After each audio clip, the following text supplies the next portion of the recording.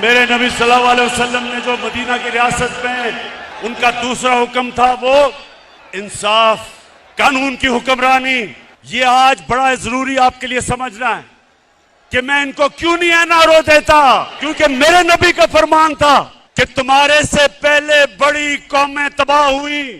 جدھر چھوٹا چور چوری کرتا تھا تو اس کو جیل میں ڈال دیتے تھے، اور جب بڑا ڈاکو چوری کرتا تھا اس کو NRO دے دیتے تھے.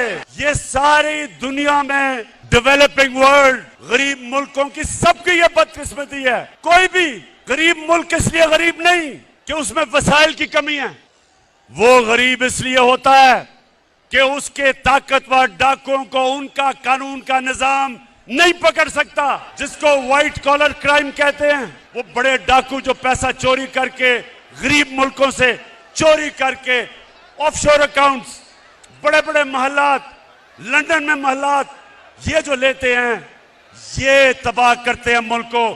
چھوٹا چور ملک کو تباہ نہیں کرتا، بڑا ڈاکو ملک کو تباہ کرتا ہے. جس طرح کے یہ تھری اسٹوجز، یہ تین چوہے یہ جو اکٹھے ہوئے ہیں 30 سال سے یہ مل کے اس ملک کا خون چوس رہے ہیں. ان کی اربوں اربوں ڈالرز، روپے کی نہیں، ان کی ڈالرز کی پراپرٹیز باہر پڑی ہیں، ان کے آف شور بینک اکاؤنٹس ہیں. اور یہ سارا ڈرامہ ہو رہا ہے کہ کسی طرح جنرل مشرف کی طرح عمران خان گھٹنے ٹیک کے ان سب کو NRO دے دے.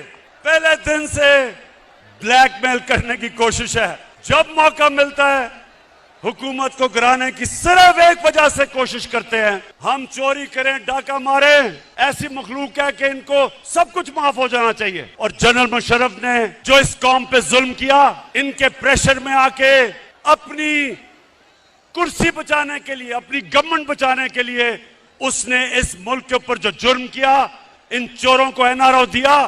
اس کی وجہ سے لوٹ مار ہوئی 10 سال. آج جو ہم بوجھ اٹھا رہے ہیں، ہم جو ان کے لیے ہوئے قرضوں کی قسطیں ادا کرنے پہ جو ہم بوجھ اٹھا رہے ہیں، وہ صرف اور صرف اس لیے کہ جنرل مشرف نے اپنی حکومت بچانے کے لیے ان کو NRO دیا. تو یہ تیار ہو جائے نوجوانوں، عمران خان جو مرضی یہ کر لیں، حکومت جاتی ہے جائے، جان جاتی ہے جائے، کبھی ان کو معاف نہیں کروں گا.